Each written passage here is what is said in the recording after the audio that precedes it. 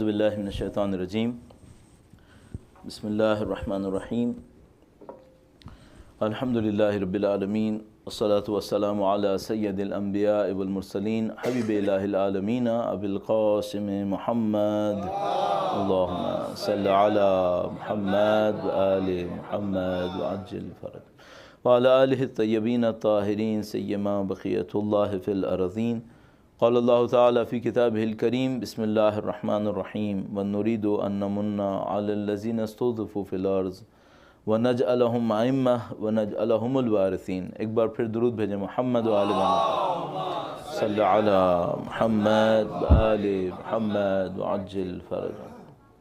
احسان محترم، یہ شب انتہائی مبارک اور باسعادت شب ہے۔ الحمدللہ رب العالمین، اہل بیت اطہار علیہ السلام کی خوشی میں خوش ہونا اور ان کے غم میں غمگین ہونا، یہ مودت اہل قربہ کا ایک انداز ہے۔ اگر آپ کے دل میں مودت ہے، آپ کے دل میں محبت ہے، تو آپ اس کا ایک انداز یہ اختیار کرتے ہیں کہ جب وہ خوش ہوتے ہیں تو آپ خوش ہوتے ہیں، اور جب وہ غم میں ہوتے ہیں تو آپ غم مناتے ہیں۔ الحمدللہ رب العالمین۔ اور میں سمجھتا ہوں کہ شاید میدان حشر میں کھڑے ہو جائیں اور کوئی یہی خطاب کرے تو ہمارے لیے کافی ہے کہ وہ لوگ اہل بیت کے ساتھ جائیں جو ان کی خوشی میں شریک تھے، ان کے غم میں بھی شریک تھے۔ تو اللہ کا کرم ہوگا کہ انشاءاللہ یہ ٹائٹل ہمارے پاس ہے، نبی اور آل نبی کی کوئی بھی خوشی ہے ہم ان کے خوشی میں خوش ہیں، اور ان کا کوئی بھی غم ہے ہم ان کے غم میں غمگین ہیں۔ اللہ انشاءاللہ ہماری اور آپ کی اس توفیقات میں اضافہ فرمائے، ہماری نسلوں کو اس پر چلنے کی سعادت نصیب فرمائے۔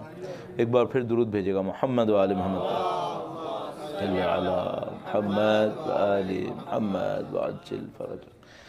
اہل بیت اطہار علیہ السلام نے جو کچھ بھی انجام دیا اور جو کچھ ان کی خواتین نے انجام دیا، جو اشارتاً میں نے آپ کی خدمت میں عرض کیا، ان سب کو دیکھتے ہوئے ہمارے اور آپ کے سامنے خود بخود بہت ساری ذمہ داریاں بننا شروع ہو جاتی ہیں۔ الحمدللہ رب العالمین، جیسا کہ میں 2-3 دفعہ اصرار کر چکا ہوں، تبدیلیاں اچھی آ رہی ہیں ہماری سوسائٹی کے اندر، اور سوسائٹی سے مربوط جو مختلف لوگ ہیں پوری دنیا کے اندر، سب میں اچھی تبدیلیاں آ رہی ہیں، اور ہم لوگ اس راستے کی طرف بڑھنے کی کوشش کر رہے ہیں۔ صرف ہمیں ایک بات سوچنا ہوگی کہ کیا یہ پورا معاملہ ایک ہی کلاس ہے، یا اس کلاس میں مختلف اسٹیجز ہیں، اور ایک اسٹیج کو طے کرنے کا مطلب یہ نہیں ہے کہ معاملہ یہاں پر ختم ہوتا ہے، معاملہ ہمیشہ آگے بڑھے گا۔ آپ خود تصور کریں، الحمدللہ ہم ماہ شعبان کے اندر ہیں، اور ماہ شعبان میں جو تاریخ اور ایام ہمارے پاس ہیں، ظاہر ان کے اندر ایک یوم اور ایک تاریخ ہمارے پاس 15 شعبان کی ہے۔ وقت کے امام کے حوالے سے گفتگو ہے اس کو، صلی علی محمد وآل محمد وعجل فرج۔ اس اعتبار سے ہمیں اور آپ کو خود بخود چند سوال کرنے پڑیں گے، اور ان سوالوں میں سے ایک سوال یہ ہوگا کہ یہ تبدیلی آئے گی کیسے، یہ کیسے ہوگا یہ سب کچھ۔ مثلا ابھی آپ یہاں پر بیٹھے ہوئے ہیں، ہم اور آپ ظاہر امریکہ میں ہیں اس وقت، آپ سے کوئی یہ کہے کہ یہ جتنی سوسائٹی تم دیکھ رہے ہو نا، میں نہیں کہہ رہا کہ یہ سب ہماری فکر کو اڈاپٹ کر لیں گے، یہ سب یہ ہو جائے، یہ سب یہ ہو جائے، صرف اتنا سوچیں دنیا سے ظلم ختم ہو جائے، عدل کا نظام آ جائے، لگتا ہے کہ ہو جائے گا آسانی سے؟ اگر اپنے ذہن کو استعمال کریں اور سوچیں کہ یہ ہوگا یا نہیں ہوگا، تو ہم کہیں ہوگا تو صحیح، لیکن کیسے ہوگا یہ ہمیں نہیں معلوم۔ اور پھر ایک اور کوشچن بھی ہے، میری زندگی میں ہوگا یا بعد میں ہوگا؟ یہ بھی تو ہے کہ ہر انسان ظاہر ہے اپنے زندگی میں کچھ نتائج دیکھنا چاہتا ہے۔ تو مثال کے طور پر ہمارا جیسا آدمی یہ سوچے گا کہ بھائی ہم ساری زندگی ایک کام کے لیے زندہ رہیں اور اس کام کو اپنی آنکھوں سے دیکھنا پسند کر رہے ہیں، ہوگا یا نہیں ہوگا؟ تو ہم کہہ رہے ہیں قطعاً ہوگا۔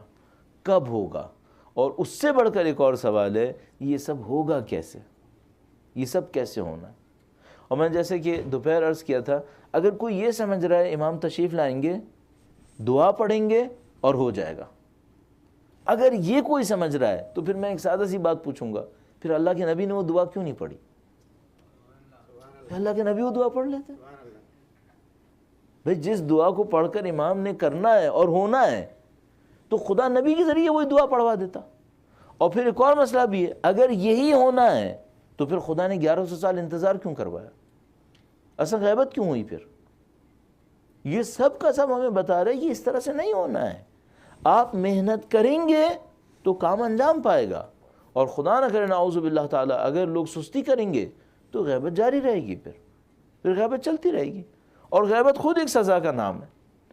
اچھا ہے کیونکہ ابھی ہم 15 شعبان تک یہاں پہ نہیں ہوں گے, تو اس کے حوالے سے ایک نقطہ اور آپ کی خدمت میں عرض کر دیں غیبت کے حوالے سے کہ اس کو ہم کس انداز میں دیکھ سکتے ہیں. ایک دفعہ پھر درود بھیجے گا محمد و آل محمد صلی اللہ علیہ محمد و آل محمد وعجل فرجہم. ہم غیبت کو کس انداز میں دیکھیں؟ مثلا خدا متعال اماموں کو بھیجتا ہے ظاہر میں رکھنے کے لیے یا پردہ غیب میں رکھنے کے لیے؟ تو خدا بھیجتا ہے اماموں کو ظاہر میں رکھنے کے لیے, وہ پردہ غیب میں کیوں رکھے گا؟ خدا نے جو کام دیا ہے وہ کہ وہ ہدایت دیں, وہ لوگوں کے درمیان میں رہتے ہیں, لوگوں کو ہدایت دیتے ہیں. اسی لیے بار بار کہتا ہے کہ وہ ان کے اندر سے نکالتا ہے, نبیوں کو, انبیاء کو, ائمہ اطہار علیہ السلام کو قوموں کے اندر رکھتا ہے, ورنہ خدا فرشتے بھیج دیتا. بلکہ میں بعض اوقات سوچا کرتا ہوں کہ اگر خدا متعال نے صرف پیغام دینا ہوتا تو خدا پہاڑوں کے اوپر, غاروں کے اندر اپنے پیغام کو لکھ دیتا اور کہتا جس نے لینا ہے جائے وہاں جا کے پڑھے اور لے لے. یہ بھی کر سکتا تھا, 10 کام ہو سکتے تھے. لیکن خدا کو صرف پیغام نہیں دینا تھا, خدا متعال نے کسی کو ماڈل کے طور پہ بھی پیش کرنا تھا. تو خدا نے نبی کو بھیجا, خدا نے امام کو بھیجا, امام تشریف لائے.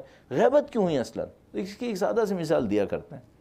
کہتے ہیں فرض کریں کوئی انسان پیاسا ہے اور پیاس کے عالم میں لوگوں سے کہہ رہا ہے کوئی جو مجھے پانی پلائے. اب آپ اپنے آپ کو اس پوزیشن میں لے آئیے جیسے آپ پانی پلانے والے ہیں. تو اگر کوئی انسان چلا رہا ہے اور کہہ رہا ہے کوئی جو مجھے پانی پلائے, اور آپ کہتے ہیں ہاں میں پانی پلانے کو تیار ہوں, آپ اس کو ایک گلاس پکڑاتے ہیں کہ وہ پانی پیے, اور مثلا وہ گلاس شیشے کا گلاس ہے, اور وہ کیا کرتا ہے, وہ ہاتھ میں لیتا ہے, زمین پہ گراتا ہے, پانی بھی بہا دیتا ہے اور گلاس بھی توڑ دیتا ہے, اور دوسرے سیکنڈ میں دوبارہ کہتا ہے کوئی جو مجھے پانی پلائے. صحیح ہے. اب ایک کوشچن ہے, آپ پانی دیں گے یا نہیں دیں گے؟ آپ نے دینا ہے یا نہیں دینا ہے؟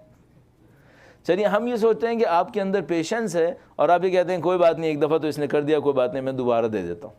آپ دوبارہ پانی لے کر آئے اس کے پاس, اس نے دوبارہ گلاس لیا اور وہ گلاس دوبارہ زمین کے اوپر پٹکا, گلاس بھی توڑ دیا, پانی بھی بہا دیا, اور اس کے بعد پھر دوبارہ کہتا ہے کوئی جو پانی پلائے.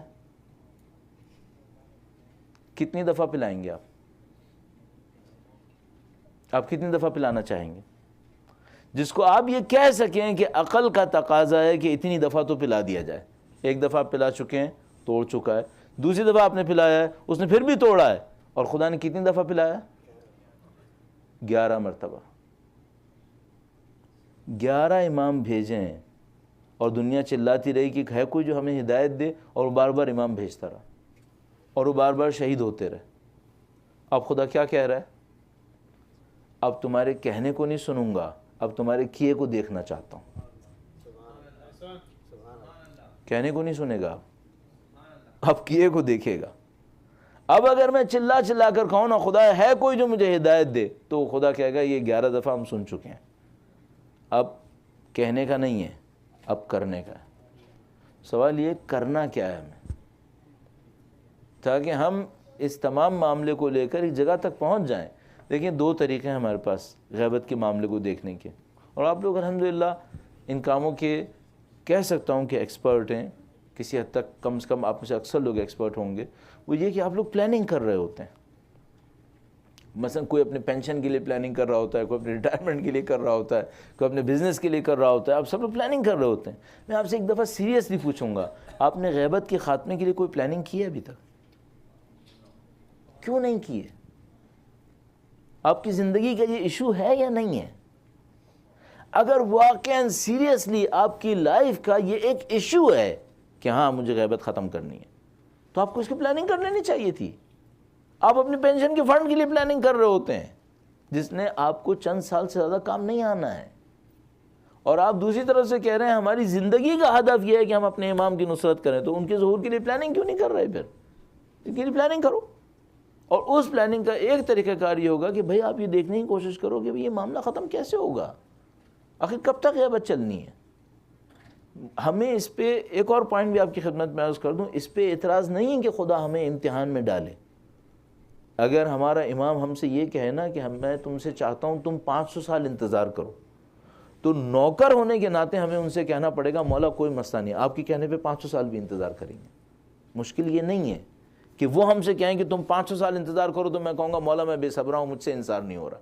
نہیں، اگر وہ کہیں تو کر لیں گے، لیکن ہم جانتے ہیں وہ نہیں کہہ رہے کہ انتظار کرو، بلکہ وہ کہہ رہے ہیں کچھ کر لو تاکہ میں آ جاؤں پھر یہاں پر. وہ نہیں کہہ رہے ہم سے.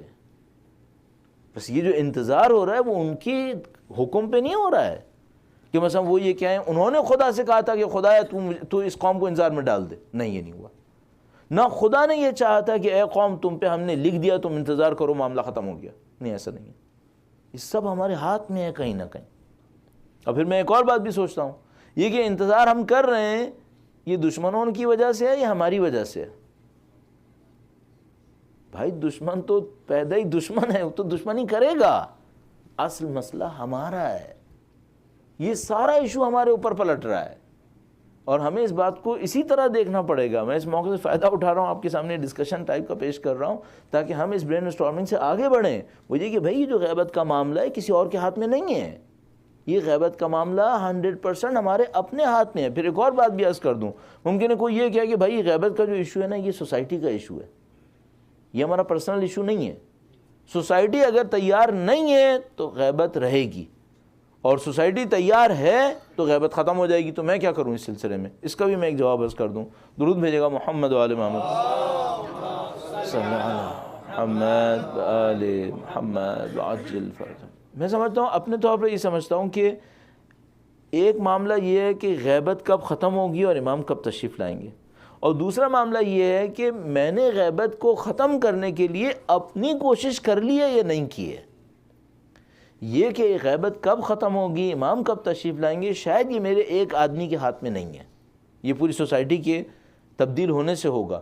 لیکن یہ کہ میں نے اپنا کام کر لیا یا نہیں کیا، یہ تو 100% میرے اپنے ہاتھ میں ہے. مجھ سے جو مانگا گیا ہے وہ یہی مانگا گیا ہے کہ میں اپنے کام کو پوری طریقے سے کر لوں. اچھا، اپنے کام کو پوری طریقے سے کرنے کے لیے مجھے کیا کرنا ہوگا؟ میں اس موقع سے فائدہ اٹھاتے ہوئے، گرچہ مناسبت بی بی کی شخصیت کے حساب سے تھی، لیکن چونکہ میں سمجھتا ہوں بعض اوقات کہ یہ ٹاپکس ایسے ہیں کہ جو شاید ایسے ہیں ساری زندگی ڈسکس کرنے والے ہیں، اس خاطر میں اس کو یہاں پہ لے کے آ رہا ہوں اور چند پوائنٹ صرف آپ کی خدمت میں عرض کروں گا. درود بھیجے گا محمد و آل محمد محمد و آل محمد وعجل. اچھا، اس میں ایک اور بات بھی ایڈ کرتا چلوں. الحمدللہ رب العالمین، میں بار بار یہ کہہ کر اپنے بات میں ویٹ بڑھانے کی کوشش کرتا ہوں کہ مجھے 30 سال ہو گئے طالب علم بنے ہوئے، اور اس 30 سال میں مجھے بہت ساری جگہوں پر آپ کی جیسے الحمدللہ رب العالمین ہزاروں مومنین، اگر میں لاکھوں نہ کہوں، ملنے کا موقع ملا ہے. کچھ باتیں سمجھ میں آ رہی ہیں کہ سب کچھ اچھا ہو رہا ہے، کچھ چیزیں اور اگر بہتر ہو جائیں تو معاملات اور بہتر ہو سکتے ہیں، کچھ اور چیزیں بہتر ہو سکتی ہیں.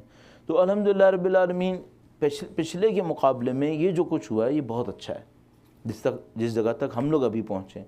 لیکن اگر ان چیزوں کے اوپر ہم کچھ چیزوں کو اور اضافہ کر لیں تو میرا اپنے خیال ہے کہ ہم اپنے کام کو کسی حد تک پورا کر سکیں گے.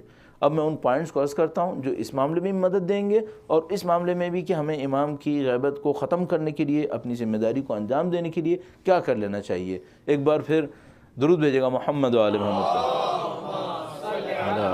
محمد و آل محمد. اچھا، ایک جملے سے شروع کرتے ہیں، کیونکہ برادر نے نعرہ لگایا تو اس سے مناسبت لیتے ہوئے تھوڑا سا آگے بڑھاتے ہیں. بہت شکریہ، خدا ان کی توفیقات میں اضافہ فرمائے. ایک ڈسکشن ہو رہا تھا، ایک ٹاک شو ہو رہا تھا ٹی وی کے اوپر. میں معمولاً ٹاک شو نہیں دیکھا، ڈس انفارمیشن ہوتی ہے، لیکن وہ بہرحال دیکھ رہا تھا. میں آپ کو سیریسلی اور سنسیئرلی مشورہ دوں گا، پاکستان کے ٹی وی چینلز کے اوپر کم از کم پولیٹیکل ٹاک شوز مت دیکھیے گا. یہ ڈس انفارمیشن کا حصہ ہے، یہ صرف آپ کو بیمار کرے گا. میں نہیں دیکھتا، ایک بھی نہیں دیکھتا. یہ ڈس انفارمیشن ہے، اس میں انفارمیشن نہیں ہے. مطمئن رہیے گا، میں آپ کو بتا رہا ہوں. یہ ان کا ایک پورا گیم ہے بلیک میلرز کا. یہ اس گیم کے اندر رہ کر کام ہو رہا ہوتا ہے. ان میں ہر آدمی کی ہنسی، اس کا غصہ، اس کا ہاتھ اٹھانا، نیچے کرنا، سب کا سب ایکٹنگ ہے. یہ سب کا سب پلانڈ اور ایکٹنگ ہے. اس میں کوئی چیز نیچرل نہیں ہے. اور آپ ان ایکسپرٹس کے سامنے آسان شکار ہیں. اگر آپ یہ کہہ رہے ہیں نا کہ میں فلٹر کر لوں گا، تو میں اپنی specialisation M phil political sciences ہوتے ہوئے کہہ رہا ہوں آپ نہیں کر پائیں گے. آپ نہیں کر پائیں گے اس کام کو، آپ ان کا شکار ہو جائیں گے. لہذا میں آپ کو مشورے کے طور پہ کہوں گا اپنی فیلڈ کی ایکسپرٹیز کو استعمال کرتے ہوئے آپ یہ کام مت کیجیے گا. اچھا آپ ظاہر اس ہمدردی میں کرتے ہوں گے کہ ہم پاکستان کے حالات سے آگاہ ہو جائیں گے, اس طرح سے آپ قطعاً آگاہ نہیں ہوں گے, آپ کی بے خبری میں اضافہ ہوگا. تو آپ اس مصیبت کو اپنے سر پہ مت لائیے گا.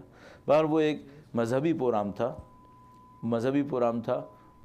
تو ایک ٹاک شو تھا, اس کے اندر میں ان کی بات سے آگے بڑھا رہا تھا نعرے سے. وہاں پہ ایک ڈسکشن ہو رہا تھا, اور اس ڈسکشن میں بہت اچھا ایک آدمی نے ایک جملہ کہا.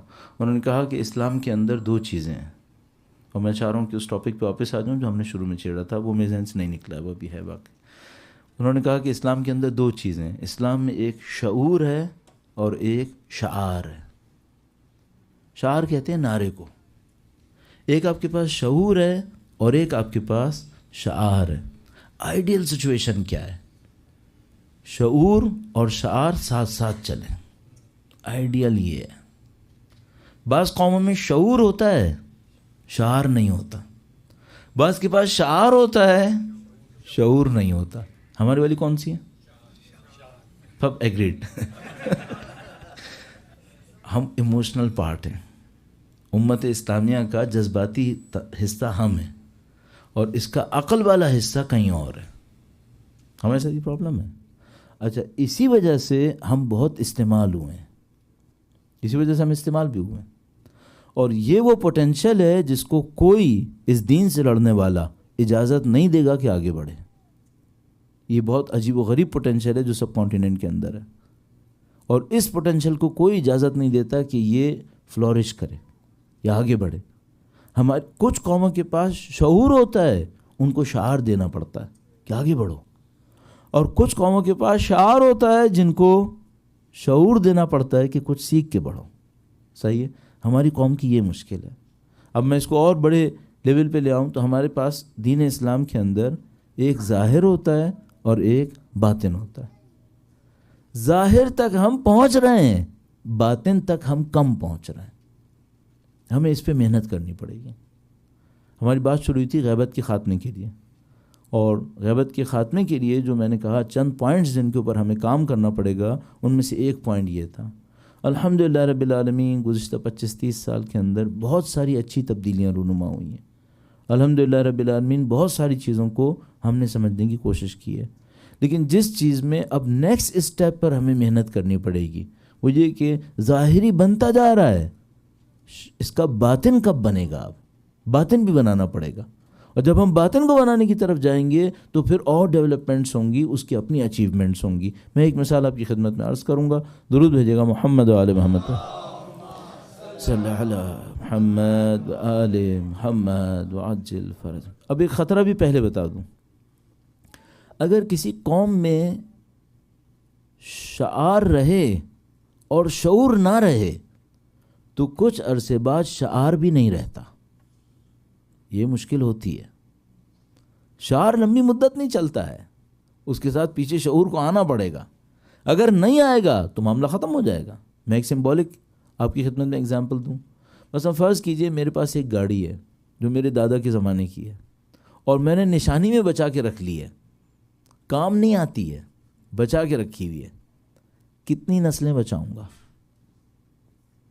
اگر کوئی اینٹیک میں بڑی آفر لگ گئی ہو تو پھر تو شاید بچا لوں گا, لیکن اگر کوئی آفر نہیں لگی ہے, میری بعد والی نسل بچائے گی؟ کچھ ہی عرصے میں پریشان ہو جائیں گے. چلو اس نے بھی بچا لیا, اس کے بعد والی نسل بچائے گی؟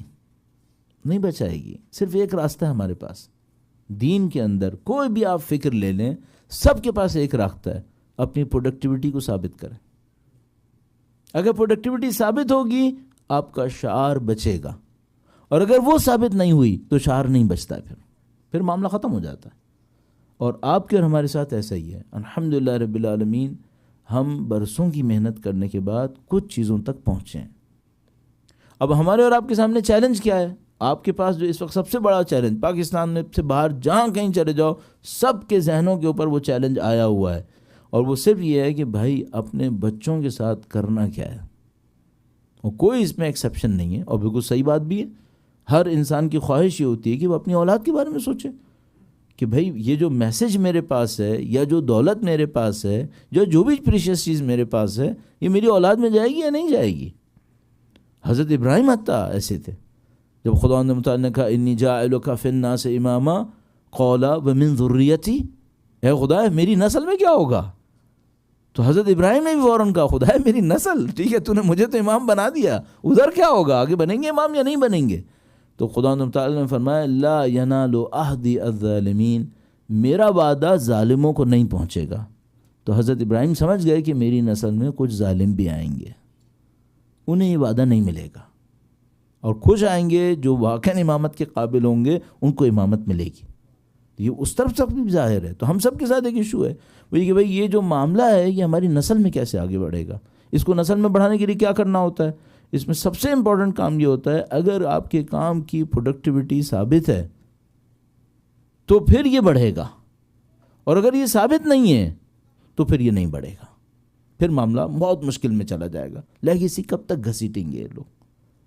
کب تک ہمارے محبت کے اندر، مثال کے طور پر باپ دادا کے احترام کے اندر چیزوں کو لے کے آگے بڑھیں گے؟ اور اگر معاملہ اتنا ہی سنجیدہ کر چکا ہوں تو میں آپ سے ایک بات پوچھوں گا، آپ نے اپنے باپ دادا کی لیگیسی کو لے کے بڑھایا؟ کپڑے وہی ہیں، گھر کا رہن سہن سب وہی ہے، ایک بھی نشانی نہیں ہے۔ اگر پروڈکٹیوٹی نہیں ہوتی نہیں بچتا، پھر معاملہ ختم ہو گیا۔ ابھی ہم پاکستان کے اندر اور ہندوستان کے اندر اسی طریقے سے کچھ خاندانوں کے گھروں کو دیکھ رہے ہیں جہاں پر اس طرح کی بے پردگی ہے کہ جیسے بے پردگی واجب ہے، صحیح ہے؟ اور 2 نسل پہلے ان میں وہ پردہ تھا جو خدا نے بھی نہیں کہا تھا، خدا نے بھی نہیں کہا تھا۔ 2 نسل پہلے کیا تھا؟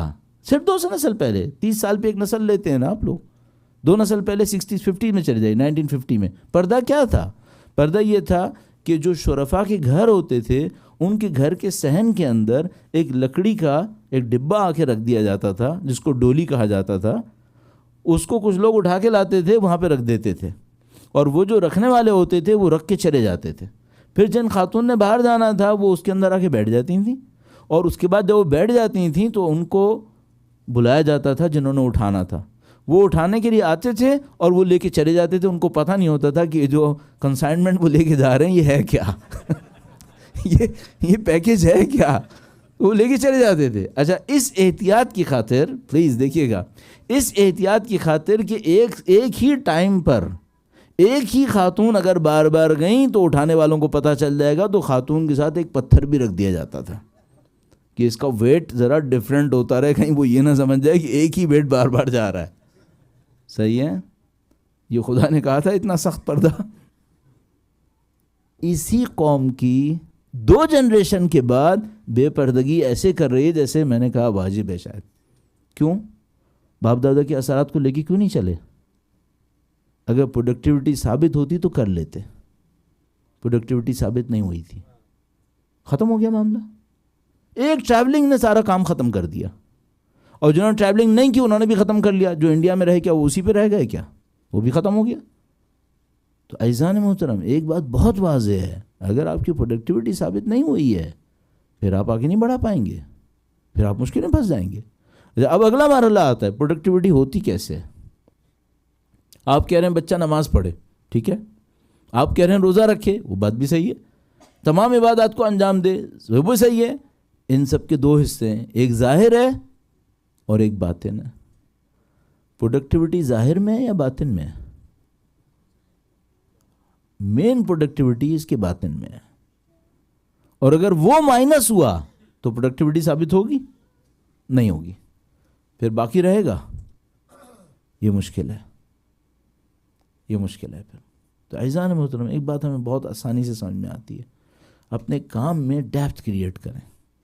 جس دین پر آپ عمل کر رہے ہیں، الحمدللہ رب العالمین، جو ان ہستیوں کے صدقے میں ہم تک پہنچا ہے، انہوں نے جو دین ہمیں دیا ہے وہ دین صرف ظاہر کا نہیں ہے، اس دین میں ایک ظاہر ہے اور اس دین کے اندر ایک باطن ہے، دونوں کو لے کے ہمیں چلنا پڑے گا۔ درود بھیجے گا محمد وآل محمد، صلی علی محمد وآل محمد وعجل فرج۔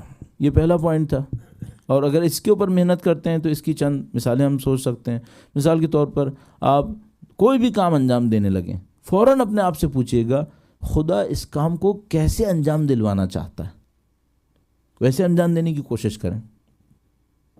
چونکہ عید کا موقع ہے اور میرے ساتھ مشکل یہ ہوتی ہے، پاکستان میں بھی یہ عرض کرتا ہوں، میں عید پہ بھی بولتا ہوں تو مجلس میں تبدیل کر دیتا ہوں، بجائے کہ لوگ خوشی خوشی آئیں خوشی خوشی جائیں، میں ایسی باتیں کرتا ہوں کہ لوگ ان کے چہرے یوں اتر جاتے ہیں، تو میں پھر اس کے اندر کچھ چیزیں ایڈ کرتا ہوں کہ بھائی خوشی کا معاملہ ہے، ایسا نہ ہو کہ بالکل ہی مجلس میں تبدیل ہو جائے گی۔ تو آپ کی خوشی کو بڑھانے کے لیے میں ایک مثال آپ کی خدمت میں عرض کرتا ہوں، درود بھیجے گا محمد و آل محمد، محمد وعجل۔ اس بات کی مثال کہ ظاہر اور باطن، اور بعض اوقات ظاہر رہتا ہے اور باطن نہیں رہتا ہے تو معاملہ بہت خراب ہو جاتا ہے۔ پھر اس کی ایک مثال عید قربان ہے، عید قربان ہے۔ اچھا، عید قربان پہ کیا ہوتا ہے؟ جانور قربان ہوتا ہے، صحیح ہے، اور جو جانور قربان ہوتا ہے اس کے بارے میں لوگوں کے عجیب و غریب آئیڈیاز ہیں۔ مثلا ایک صاحب تھے، وہ باقاعدہ جانور پر سواری کرتے تھے اس کو خریدنے سے پہلے، تو اس نے پوچھا کہ بھائی آپ اس کے اوپر سواری کیوں کرتے ہیں؟ کہنے گے اس نے مجھے بٹھا کے پولیس سرحد کراس کرانا، دیکھوں بٹھائے گا ہی نہیں بٹھائے گا ہی۔ تو اب یہ تو حد ہو گئی جسے کہتے ہیں۔ اچھا، یہ تو بالکل ہی معاملہ خراب کر دیا انہوں نے کہ بھائی عید قربان یہ نہیں ہوتی ہے۔ اس وقت پاکستان میں عید قربان کیا ہے؟ آپ ذرا سوچئے گا، یہ کس کی یاد میں تھی؟ حضرت ابراہیم علیہ السلام اللہ کے حکم پر اپنے سب سے عزیز بچے کو، اپنی اولاد کو اللہ کی راہ میں قربان کرنے گئے تھے۔ کسی ایک کے بھی ذہن میں ہے کہ حضرت اسماعیل قربان ہو رہے ہیں؟ جب قربان ہو رہا ہوتا ہے جانور، کسی کے ذہن میں ہے؟ کہیں بچے تالیاں بجا رہے ہوتے ہیں، کہیں ہنگامہ ہو رہا ہوتا ہے، کوئی یاد دلاتا ہے یہ حضرت ابراہیم کا کام ہے؟ اب دیکھیے، اگر ایسا ہوتا ہے تو کیا ہوتا ہے؟ بالکل وہی چیز جو کرسمس ہے، بالکل وہی چیز جو کرسمس ہے۔ کوئی یقین کرے گا یہ حضرت عیسیٰ کی یاد میں ہے؟ حضرت عیسیٰ علیہ السلام تقوی، پرہیزگاری، زہد، قناعت، قربانی، ایثار، اور آج کی کرسمس، اس کا اس سے کیا تعلق ہے؟ سب ختم ہو گیا نا۔ 200-300 سال لگے ان کو، ایسی جگہ پر پہنچ گئے۔ اب اس کرسمس کو، اچھا اب یہ بھی آپ کو پتہ ہی، آپ خود دیکھ رہے ہیں زیادہ تر اب کرسمس بھی نہیں کہنا چاہ رہے کہ نہیں یار یہ حضرت عیسیٰ کا نام ہی کیوں لا رہے ہو، اس کو بھی ختم کرو، کچھ اور ٹائٹل دے دیا جائے اس کو۔ یہ وہ پرابلم ہے جو ہر دینی سوسائٹی میں آتی ہے۔ اگر ظاہر نہ رہے، ظاہر رہے باطن نہ رہے، معاملہ ختم ہونے لگتا ہے۔ پھر اب عید قربان کیا تھی؟ پہلے عید قربان ایک اسپرٹ دینے کے لیے تھی کہ آپ کو یاد ہے بھئی اللہ کی راہ میں آپ نے قربانی دینی ہے۔ وہ ظاہر تو رہ گیا، جانور قربان ہو رہے ہیں، لیکن اب کیا ہو رہا ہے؟ کوئی قربانی کو یاد کر رہا ہے کہ مجھے قربانی دینی ہے اللہ کی راہ میں، اللہ کے حکم پر اپنی عزیز ترین چیز کو؟ نہیں، اس کا کوئی تصور بھی نہیں رہا ہے۔ اچھا، اب اس کے بھی اسٹیج ہوتے ہیں، مختلف اسٹیجز ہوتے ہیں اس کے اسٹیجز میں سے ایک اسٹیج یہ ہوتا ہے، سب سے پہلے کسی بھی چیز کا تقدس نکالا جاتا ہے۔ سب سے پہلے کسی دینی کام کو برباد کرنا ہو تو اس کا پہلا کام یہ کرتے ہیں کہ اس کے اندر سے جو سیکرڈنیس ہے، تقدس ہے، اس تقدس کو اس کو نکال کے کہتے ہیں بھائی یہ بھی دنیا کا سا ایک معاملہ ہے نا، اس کو ایسے ہی کرو۔ پہلے لیول میں وہ کرتے ہیں۔ جب وہ کر لیتے ہیں، کچھ عرصے کے بعد ان کے ذہن میں آتا ہے کہ اس سے کوئی اور بینیفٹ بھی نکالے جا سکتے ہیں، پھر اس کی طرف توجہ دینا شروع کر دیتے ہیں۔ اور اس خاطر میں جیسے ہی دیکھتا ہوں نا کسی دینی کام کے اندر تقدس ختم ہو رہا ہے تو مجھے ڈر لگنے لگتا ہے کہ اس کا مطلب یہ اب یہ ڈسٹریکٹ ہونے والا ہے، اب یہ کہیں اور جائے گا۔ اچھا، اب تقدس کا کیا عالم رہا قربانی کے معاملے میں؟ کچھ ہے تقدس؟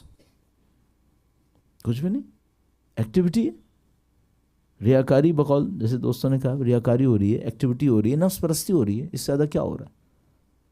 یہ وہ مشکل ہے جو ہم سب کے سامنے آئے گی۔ تو اب اگر ہمیں، میں موضوع سے مرتبط کرتا ہوں اس کو، اگر ہمیں غیبت کا خاتمہ کرنا ہے تو دین صرف رسموں سے نہیں چلے گا، ان رسموں کے پیچھے کوئی اسپرٹ ہوگی۔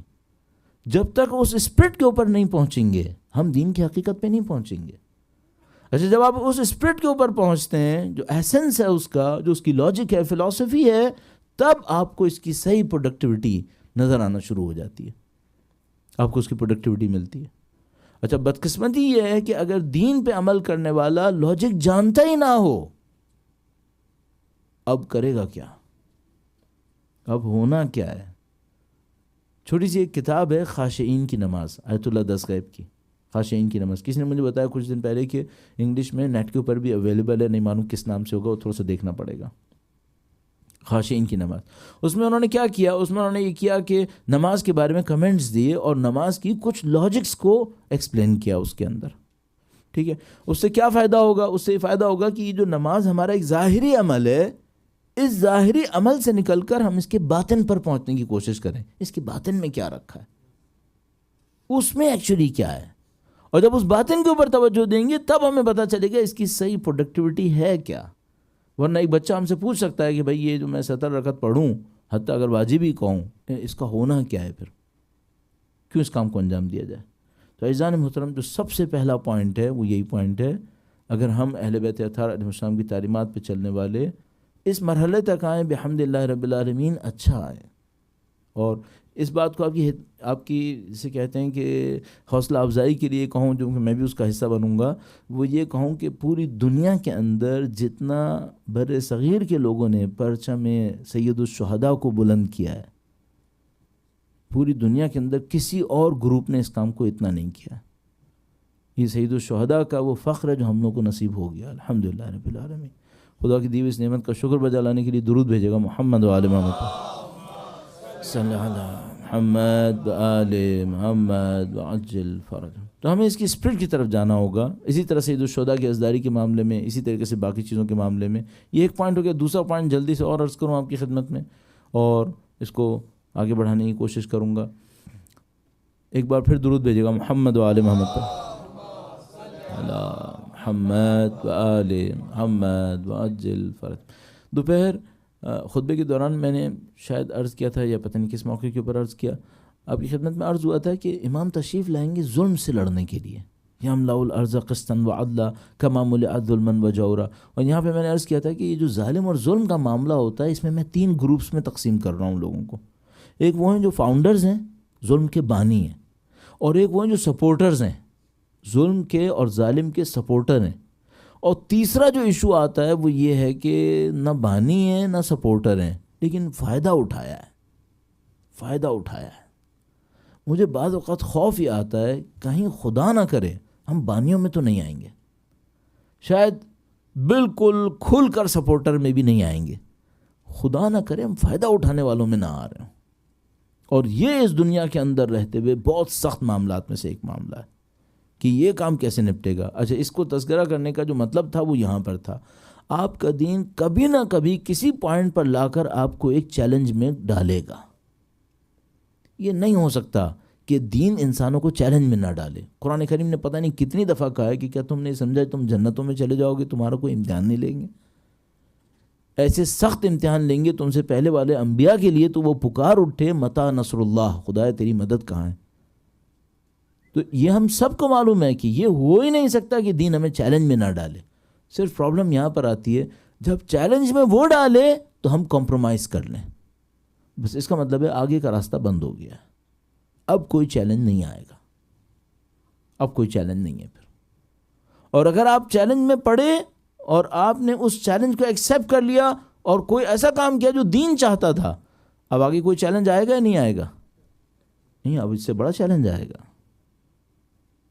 اینڈ کہاں پر ہوگا؟ اینڈ یہ ہوگا کہ آپ اللہ کی راہ میں جان دے چکے ہوں گے. ایکچولی جو ہوگا وہ یہ ہوگا. تو ہمارے ایک دوست ہے، وہ کہتے تھے بھائی آپ کے کام میں اچھی بات ہے، آپ یہ نہیں کہتے دین پہ چلو گے آسانی آئے گی، آپ بالکل کھل کے کہہ رہے ہو دین پہ چلو گے سختی آئے گی. ٹھیک ہے، یہ ہے، یہ ریالٹی ہے. اس کو کون انکار کر سکتا ہے کہ آپ جب بھی دین کے راستے پر چلیں گے آپ کو ایک چیلنج آئے گا، اس چیلنج کو آپ نے ایکسیپٹ کیا، چیلنج کے اوپر کمپرومائز نہیں کیا، آپ نے اس راستے کو لے لیا جو دین لینا چاہتا ہے. یہ آپ کی کامیابی ہے. بدقسمتی ہم لوگ کے ساتھ یہ ہو رہی ہے، جس کی انٹرپریٹیشن ہمیں بڑی لمبی کرنی پڑے گی، اپنی زندگی کے اندر ڈھونڈنا پڑتا ہے. ہم لوگ کسی چیلنج میں پھنستے ہیں، کوئی راستہ نکال کر چیلنج کو اوائڈ کر لیتے ہیں،